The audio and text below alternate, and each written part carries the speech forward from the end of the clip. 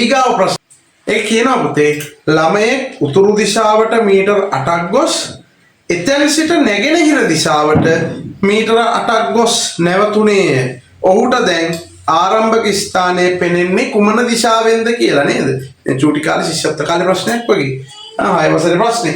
එතකොට අපි හිතමු ළමයා මෙතන ඉන්නවා. හරි? ඔය ඉන්නේ ළමයා. ඕන ළමයා තිතක්. හරි? මෙයා උතුරු දිශාවට මීටර 8ක්.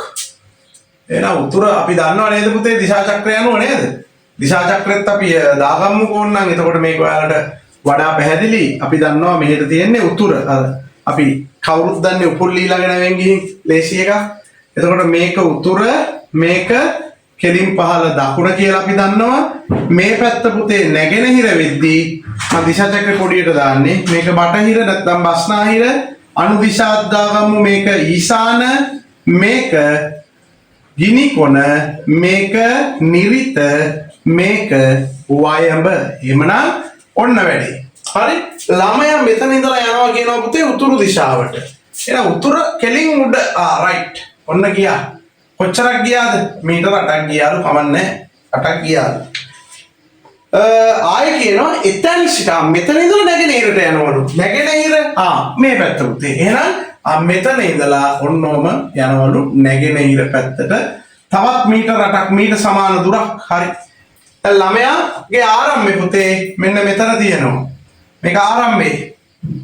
මේක අවසානයේ උතන තියෙනවා. එහෙනම් අහන්නේ මෙහෙම ඉවර කරපුවාම එයාට මෙතන ඉන්නවනම් දැන් ළමයා ඉන්නේ පුතා මෙතන. මෙහෙන් ඉන්නවා ළමයා. හරි.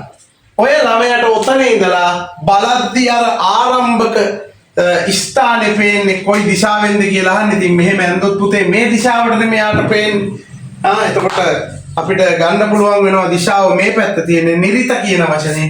එහෙනම් මේක රූප සටහන ඇඳනම් පැහැදිලිව උත්තරේ පේනවා. මොකද්ද? නිරිත දිශාව තමයි පේන්නේ ළමයට දැන්. හරි. නිරිත දිශාව. හරි පුතේ. අපි දැන් බලමු අපේ පේපර් එකේ 5 වෙනි ගාන. මේක කියනවා පහත නිරූපිත සංඛ්‍යා රටාවේ 3 වන හා 5 වන අවස්ථා අඳින්න කියලා. බලමු. 3 වෙනි අවස්ථාව සහ 5 වෙනි අවස්ථාව කොහොමද අපි ඇඳගන්නේ කියලා. එතකොට පළවෙනි එකේ බලන්න යටින්ම බෝල 1යි.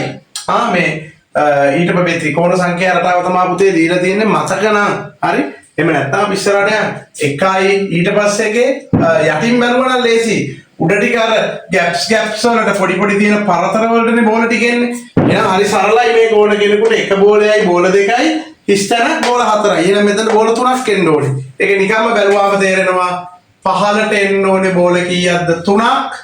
එහෙනම් උඩ ඒ විදිහට පිරීලා යනවා බෝල 2යි එක බෝලයයි. ඔන්න ඒක හරි. හැබැයි 3 වෙනි අවස්ථාව වගේම 5 වෙනි අවස්ථාව මම පහළට ගත්තා.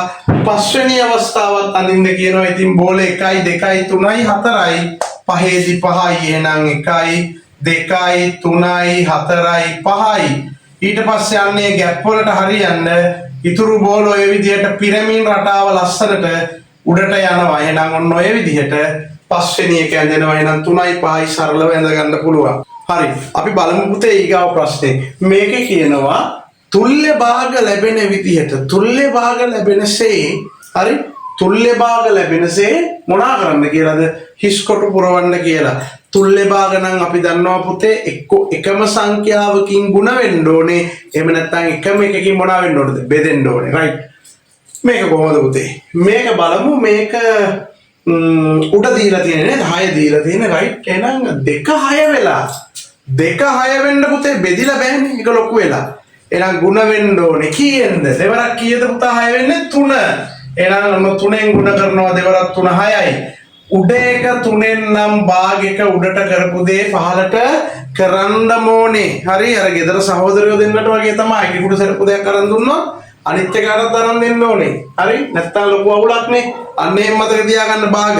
උඩට කරා නම් දෙයක් ඊට සමානම දෙයක් යටට කරන්න ඕනේ. හරි? එහෙනම් දෙවරක් 3 6යි. පල්ලෙහා 3 වරක් 3 කීයද? 3 වරක් 3 එනවා පුතේ හිස් කොටුවට 9ක්. හරිනේ. දෙවරක් 3 6යි 3 වරක් 3 9යි. එතනට එනකන් හරි. ඊගාවට පුතේ ආයෙ මෙතන ඇවිල්ලා තියෙනවා 21. එතකොට 9 ගුණ වෙලා 21 එන්නේ නැහැ. මේ මුලදිම තමයි ඔය ගාන ආයෙ ගිහිල්ලා තියෙන්නේ. මම එහෙනම් උඩ ගාන ආයෙ ලියා ගන්නම් 3 උඩ 2. දැන් මේ තුල්්‍ය භාග දෙකක් නෙලියලා තියෙන්නේ. එතකොට මේ 3ම තමයි 21 වෙලා තියෙන්නේ. 3 21 වෙන්නේ කීයෙන් ගුණ වුණාමද?